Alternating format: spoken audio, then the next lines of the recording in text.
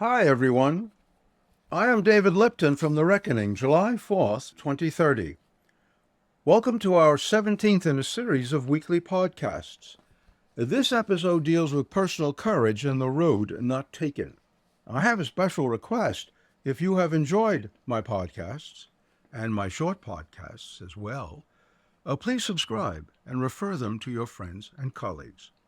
Please look at the selection of quotes on courage appearing on this podcast to see its variety of meanings.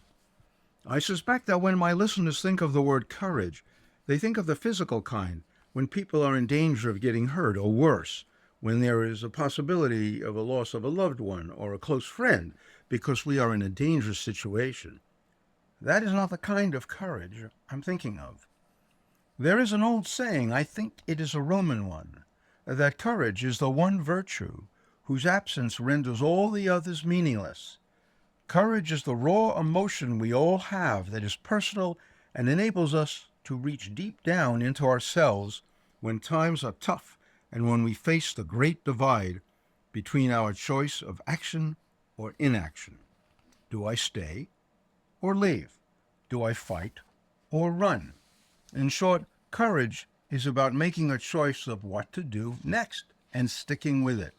Courage also requires letting go of the road not taken because of the choice or choices we have made. At this point, you're probably wondering, where is all this going? I thought these podcasts were about current affairs and the undermining of the financial stability of our republic. Stay with me a bit longer. We're about to pivot. Look at this very familiar electoral college map for 2024 with its decided and undecided states marked in various colors. Ask yourself, do I look for that new job or not? Should I move out of this neighborhood for a different one or not? In fact, should I move out of the state entirely? Should I try to hook up with that person that I really like? Should I take out that student loan? Can my life partner and I afford to buy a car or a house?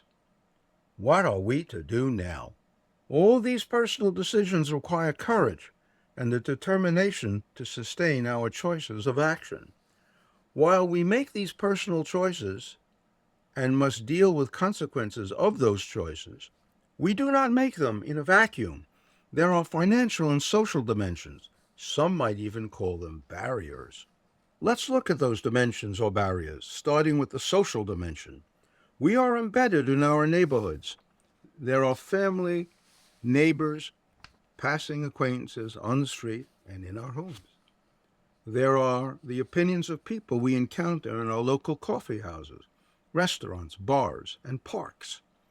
This is our world. Like it or not, we live locally, and as the saying goes, to get along, go along. Breaking out or breaking up is hard to do. Let's turn to the financial and economic dimension to our lives. Ask yourself, do I live in a neighborhood where most people are renters? Are my neighbors homeowners? Am I a homeowner? What is the value of their homes or of my home? What kind of income do they have? In fact, what is my income? Oh, let's not forget to ask ourselves if my neighborhood, or our neighborhood, and electoral district consistently votes Democrat or Republican. Do I live in a neighborhood and have friends and colleagues who never met, let alone spoke, to anyone who was not a Republican or a Democrat? Do I live in a district where, to use Nancy Pelosi's words, if a glass of water is marked with a D, people in that district will vote for it? The same observation would apply, of course, to districts that vote consistently for the glass of water marked R. We have reached the proverbial bottom line. When I speak of courage, I think not only of the physical kind that's in dangerous places like battlefields or civil riots, where one's life and personal safety are at risk. I think of the far greater daily demands of psychological courage that is made on us.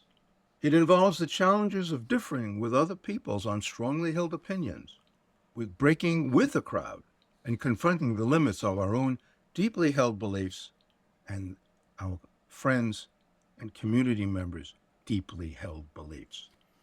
It is up to us to have the courage to defend our ourselves and our republic, not on the battlefield, but at the ballot box. Courage keeps us whole, enabling us to stay the course of action we have chosen. Courage is our defining virtue. It makes us what we are. Do we have the courage to sustain our pledge of allegiance to the flag of the United States of America and to the republic for which it stands, one nation under God, indivisible, with liberty and justice for all? Alternatively, will we fall back on our comfortable, time-worn habit of doing the same old thing in the same old way? Will we overcome our fear of change and of offending our circle of friends, colleagues, and neighbors and strike out on our own path? Will we have the personal courage to stand fast and hold the line and ensure that the government of the people and by the people and for the people shall not perish from this earth? The choice is yours to make. Be very sure of the actual consequences of your vote. And please, don't forget to vote. In our next podcast, we will reflect on whether we are members of a tribe or citizens of a republic. You will hear from me, David Lipton, in a week's time. You can access my ideas and thoughts by visiting Amazon.com and search for my ebook, The Reckoning, July 4th, 2030.